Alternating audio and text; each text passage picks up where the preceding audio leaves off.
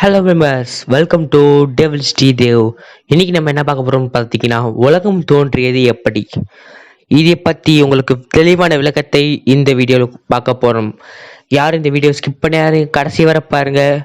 வாங்க வீடியோக்குள்ள போறதுக்கு முன்னாடி நம்ம சேனல் சப்ஸ்கிரைப் பண்ணலாம், சப்ஸ்கிரைப் பண்ண கிளிக் பண்ணி பக்கத்தில் இருக்க பெல் ஐக்கனை கிளிக் பண்ணி ஆல்ல வச்சுக்கோங்க. அப்பதான் நம்மளோட தினம் போடுற வீடியோட நோட்டிஃபிகேஷன் உங்களுக்கு உடனே வரும். Okay, let's start the video. Hello, I am Devil Sridev.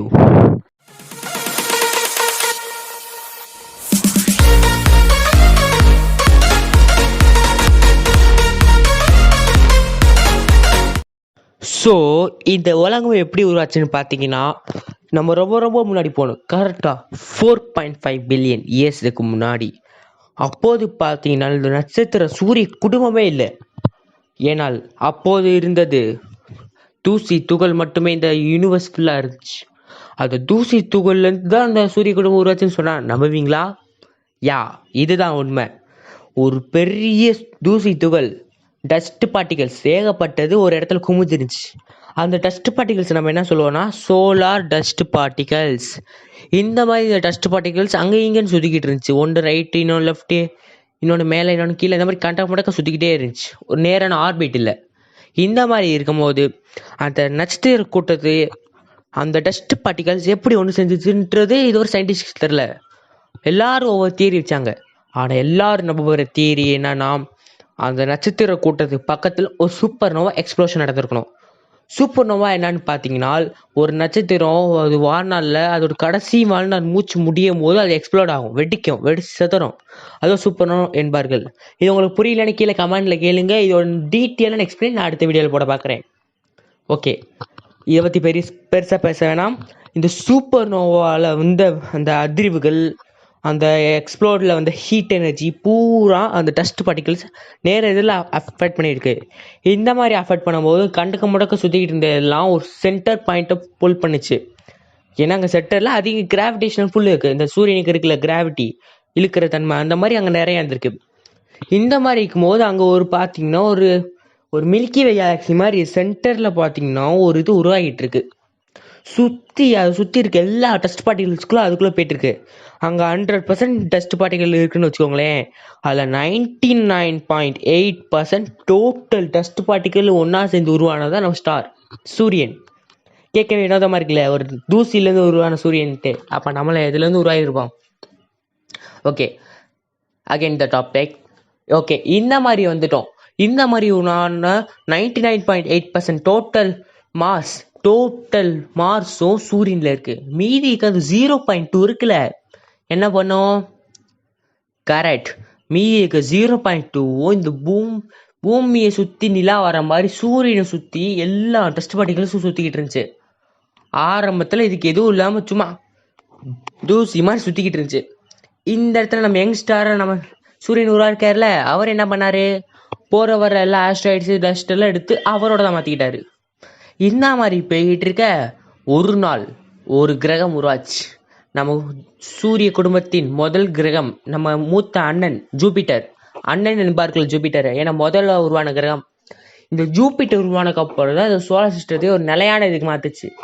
இந்த மாதிரி நிலையான இதுக்கு மாற்றினோடனே என்ன ஆகுதுன்னு பார்த்தீங்கன்னா, மொத்த சோலார் சிஸ்டமும் அது ஒரு ஆர்பிட்டில் பிரிஞ்சிச்சு. இப்போ இங்கே பூமி ஒரு ஆர்பிட்டில், மார்ஸ் ஒரு ஆர்பிட்டில் இருக்கா.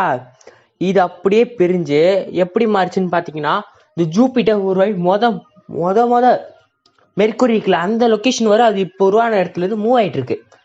எதனால் மூவ் ஆகுதுன்னு பார்த்தீங்கன்னா, முன்னாடி டஸ்ட் பார்ட்டிகல்ஸ் மூலமாக அது கிராவிடேஷன் வேவ் மாறுது, ஆர்பிட் ஜூபிட்டர் ஆர்பிட் மாறுது. இந்த மாதிரி முன்னாடிக்கு டஸ்ட் பார்ட்டிகல்ஸ் நிறைய அது ஜூபிட்டருக்கு போய் அது ஜூபிட்டரே ஒரு எஸ்கேப் வெலாசிட்டியை வச்சு எல்லாம் சதறி இதில் என்ன பண்ணோம்? ஆர்பிட் பிரிஞ்சிருச்சு. ஆர்பிட் பிரிஞ்சா என்ன ஆகும்? கிரகம் உருவானோம். கரெக்ட். அந்த ஆர்பிட்லே எது ஸ்ட்ராங்கஸ்ட் கிராவிடேஷன் புல் இருக்குன்னு அந்த இடத்துல பார்க்கும். ஏன்னா ஒவ்வொரு ஆஸ்ட்ராய்டுக்கும் கிராவிடேஷன் புல் இருக்காங்க, எது ஸ்ட்ராங்கஸ்ட்னு பார்க்கும். இந்த மாதிரி ஸ்ட்ராங்கஸ்ட் எதுன்னு பார்த்து இருக்கும்போது நம்ம பூமி உருவான இடத்துல எல்லா இதுலேயும் ஸ்ட்ராங்கஸ்டானது இருக்குன்னு தான் ஆகணும். இப்போ பூமி உருவானதுல அந்த மாதிரி ஒன்று இருக்குது. எல்லாம் அந்த பக்கம் போய் பூமி கொஞ்சமாக உருவாகுது. சும்மா இந்த பூமி உருவால ஒரு நொடிக்கு 4000 ஆஸ்ட்ராய்ட்ஸ்ன்ற இதில் பூமி மேலே உழுதுகிட்டு இருந்துச்சு. அப்படி உருவானதா இதெல்லாம். ஆரம்ப காலகட்டத்தில் பார்த்தீங்கன்னா பூமி வந்து நெருப்பு குழம்பா தான் இருந்துச்சு. இது தணிக்கிற மாதிரி எப்போ இருந்துச்சுன்னு பார்த்தீங்கன்னா திடீர்னு தயா இப்போ நிலா எப்படி உருவாச்சுன்ற கதை உங்களுக்கு தெரியுமா? இதான் தயான்ற ஒரு கிரகம். நிலா எப்படி உருவாச்சுன்னு அக்யூரேட்டாக தெரியாது. இது ஒரு இந்த தயான்றது எல்லாராலையும் நம்பப்படுற ஒரு தியரி. இந்த தயா தியரி எப்படின்னு பார்த்தீங்கன்னா எங்கேருந்து மார்ஸ் சைஸுக்கு இருக்க ஒரு ஆஸ்ட்ராய்ட் பூமி மேலே உழுகுது. இது உலர்ந்த ஒரு ஃப்ரிக்ஷனல் ரியாக்ஷன் பூமியில் அப்படியே மெர்ஜ் ஆயிருக்கு. இப்போ ஒரு எப்படி சொல்ல, ஒரு கிளே, பெரிய கிளே சின்ன கிளே அமுக்குனா மெர்ஜ் ஆயிரும்ல, ரெண்டு ஒரே கிளேவா மாதிரி இல்லை, அந்த மாதிரி மெர்ஜ் ஆகுது.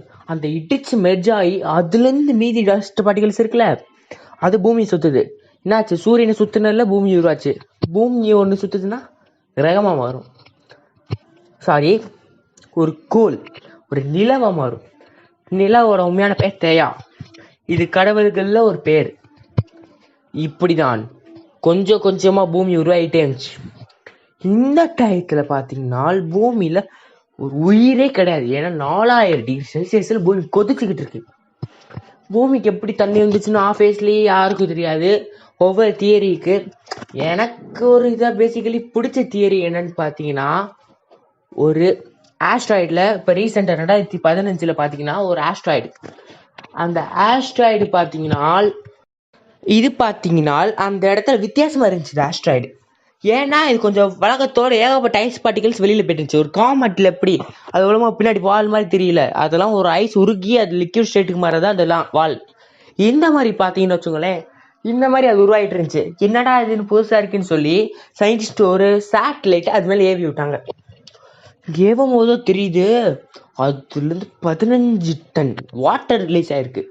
நீங்களே யோசிச்சு பாருங்களேன், அந்த ஒரு ஆஸ்ட்ராய்ட்லேருந்து 15 டன் வாட்டர் வந்துருக்கு.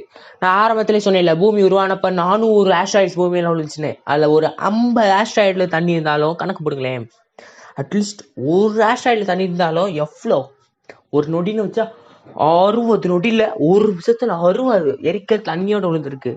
இந்த மாதிரி தண்ணியோட விழுகிற எரிக்கல்ல பார்த்தீங்கன்னா 15 டன்.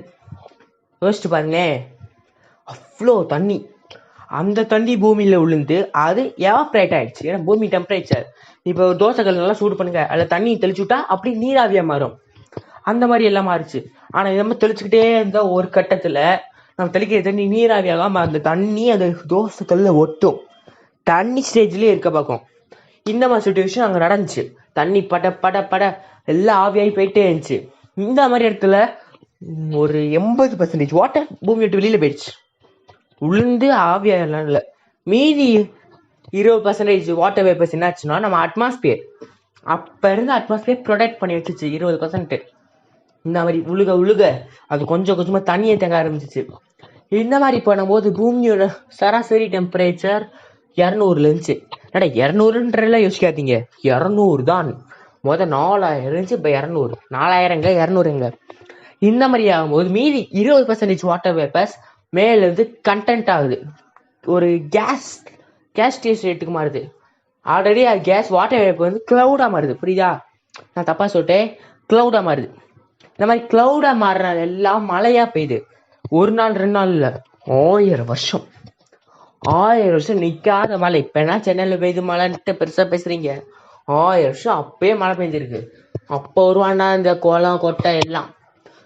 ஸோ இனிமே தான் படிப்படியாக உயர்கணுச்சு.